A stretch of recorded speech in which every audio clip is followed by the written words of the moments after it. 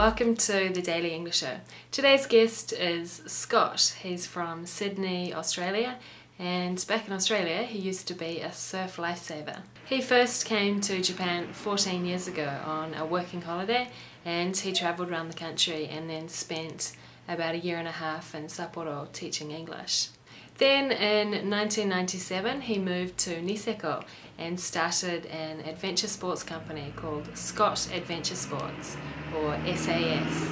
He started the company by himself and it's now grown to employing around 40 people in summer, and he also owns a Nepalese restaurant. He said when he first arrived in Japan he only knew about 5 words of Japanese, and I asked him what it was like travelling around Japan without knowing much Japanese. I found that to communicate I had to write things down.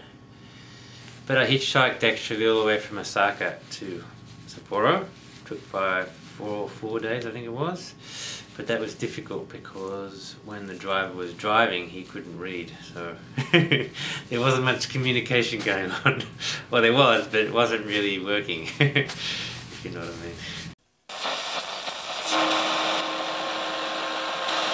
Kia ora, in Stick News today, a thief in Germany was caught after he stole a coin collection and then deposited the coins at the bank where the owner worked. A 36-year-old man in Germany stole a rare collection of coins worth 50,000 euros. 3 days later he took the coins to a bank. Soon after the deposit, a bank worker handling the coins recognized them as the same coins that had been stolen from his house. Police found the suspect and arrested him. And that was Stick News for Monday, the 21st of April. Kia ora.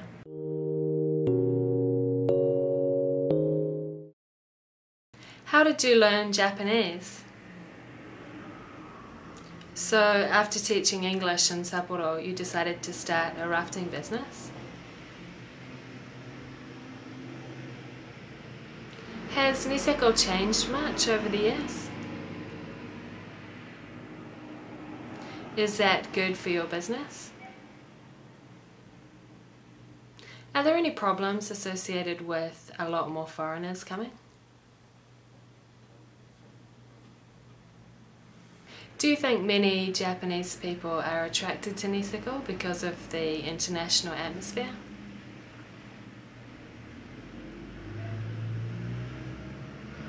Have you heard of people coming to Niseko to practice their English? Why do you have so many Nepalese staff? How do the staff at SAS communicate? Why did you decide to open a restaurant? What would you say to someone thinking of starting a business in Niseko?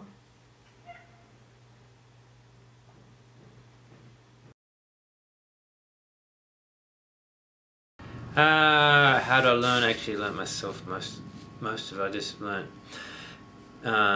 with vocabulary, picking up words. Like what I found was at the beginning the most important words was when, where, why, how, and all those question words, because then you could ask questions and get answers, and numbers.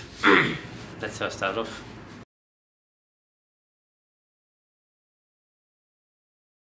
That's correct, because I came to Niseko every weekend from Sapporo, and I actually wanted to live in Niseko. I didn't want to have to keep going back after every weekend, and the only way was to start a business. In the last 5 years I had a dramatic change because of the dramatic increase in non-Japanese coming, especially from Australia, but more recently from Hong Kong, Singapore and other places in Asia. I think it's good for every business really. They concentrate, most of them come, like over 90% come in winter time, but we would like more of them to come in summer, especially as it's cool compared to the rest of Asia. So I think it's just a matter of time before Niseko gets popular in summer. I heard someone said the prediction's about 3 years, and I think they're probably right, before it starts getting a lot busier. in with the non-Japanese market.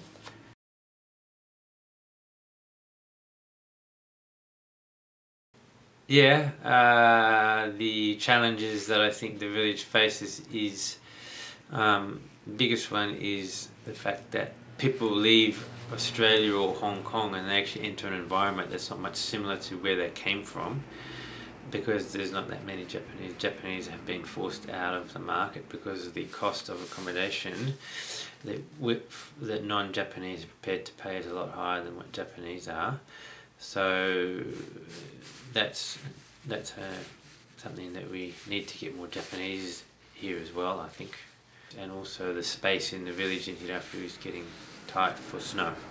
There's nowhere to put the snow and there's not many places for parking, so there's a few challenges.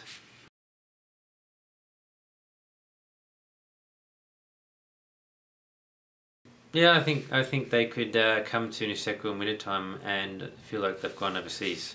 Especially if they want to practice their English in wintertime, especially January and February. Most of the restaurants and bars, most of them are non-Japanese speaking people. Not specifically, but I'm sure it happens. I would if I was a young Japanese wanting to learn English and have a ski snowboard holiday, yeah. Definitely. Nepal has not only the biggest mountains in the world, but the biggest and most challenging rivers. So they are expert, highly skilled rafting guides.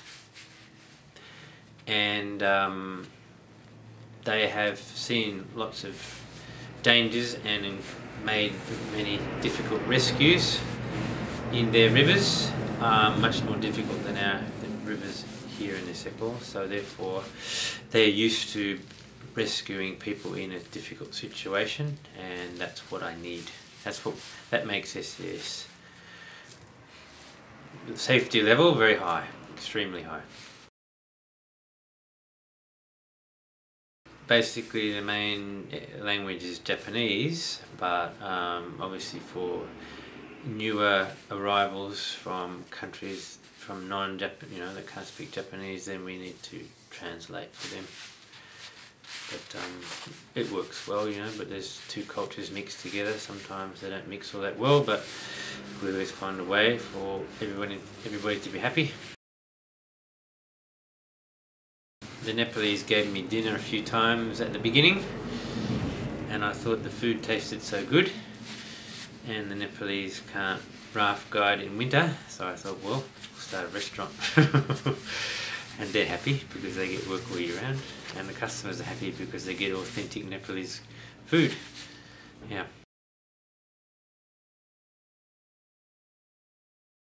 I would say make sure that you've got a good business plan, make sure that you understand the market, make sure that you're not paying too much, that you can afford the rent.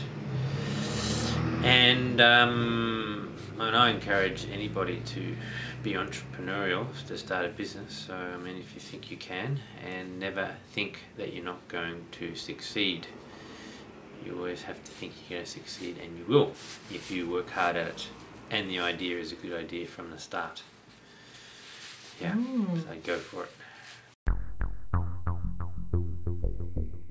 True or false? Scott is from England. False. Scott used to teach English in Sapporo. True. SAS is an English language school. False. The main language spoken at SAS is English. False. Scott owns a Nepalese restaurant in Niseko. True. And that was the Daily English Show. See you tomorrow. Bye.